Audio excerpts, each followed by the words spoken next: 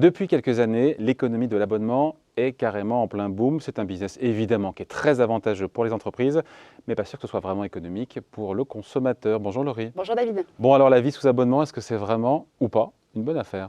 Eh bien David, que ce soit pour le sport, la musique ou encore la vidéo, les offres d'abonnement sont de plus en plus nombreuses et la plupart du temps, eh bien, leur prix ne dépasse pas une dizaine d'euros, ce qui est presque $1 pour certains. Sauf qu'au final, eh bien, quand on a plusieurs abonnements, le total finit par coûter cher à la fin du mois. Voilà, et c'est vrai que pour s'abonner, c'est toujours très simple, très rapide. Pour se désabonner, c'est une autre affaire, c'est même parfois la galère. Comment est-ce qu'on peut faire des économies quand on cumule comme ça les abonnements, Laurie? Tout à fait David, vous l'avez dit, l'annulation d'un abonnement est parfois un vrai parcours du combattant. Et le piège, eh bien, c'est qu'on a même tendance à les oublier. Et d'ailleurs, selon une étude UFC Que Choisir, en 2020, les ménages avaient en moyenne 6 abonnements par foyer, pensant en avoir moins de 4, ce qui représentait en moyenne un montant de 159 € contre 98 € estimés par mois. Et dans ce contexte d'inflation, eh bien, vous le savez, la moindre économie compte. C'est pourquoi eh bien, des solutions se sont développées pour diminuer le coût de ces abonnements, notamment les partageant avec d'autres utilisateurs. Voilà, ça me rappelle un petit peu c'est un peu du covoiturage de l'abonnement. Enfin, je ne sais pas si on peut le dire comme ça d'ailleurs. Mais... Exactement, David. Tout comme le covoiturage, des sites d'annonces de particuliers permettent de mettre en vente des places d'abonnement partagées qu'ils n'utilisent pas. Et ces annonces eh bien, concernent un grand nombre de plateformes, donc de vidéos, de musique, de jeux ou encore de e-commerce. Et grâce à ce service, eh bien, il est possible de réaliser de sérieuses économies en payant par exemple Disney+, 2,71 € par mois, Apple TV+, 1,22 € par mois ou encore Mediapart, 4,20 €. Bon, comment ça fonctionne précisément? Quel est le mode d'emploi?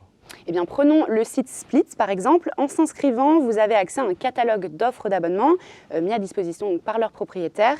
Le site garantit la sécurité de la mise en relation et du paiement. Il n'y a pas non plus d'engagement, ce qui veut dire que l'abonnement est disponible pendant un mois et ensuite, eh bien, il est renouvelable ou non. Attendez, je vous arrête 2 secondes là. Est-ce que tout ça, c'est légal, hein? Eh bien, David, ces sites sont à la limite de la légalité. Bien souvent, les conditions générales d'utilisation tentent de réglementer, voire d'interdire le partage de comptes entre inconnus. Et d'ailleurs, un grand nombre d'acteurs du streaming commencent à batailler contre les partages de comptes, car la concurrence s'est accentuée sur le marché.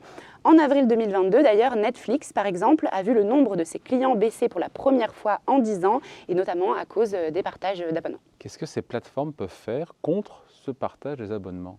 Eh bien, il semblerait que Netflix, par exemple, cherche des solutions et parmi elles, le partage payant.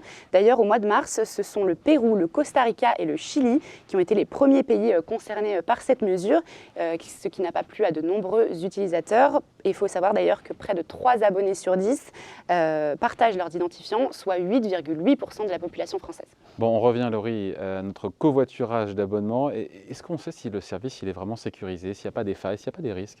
Eh bien, attention, car cette pratique pose un tas de soucis justement au niveau de la sécurité. Pour certaines plateformes, il n'est pas nécessaire de communiquer son mot de passe. Un simple lien suffit, mais ce n'est pas le cas pour toutes les plateformes. Par exemple, pour Netflix, le seul moyen de partager son compte, eh bien, c'est en partageant son mot de passe.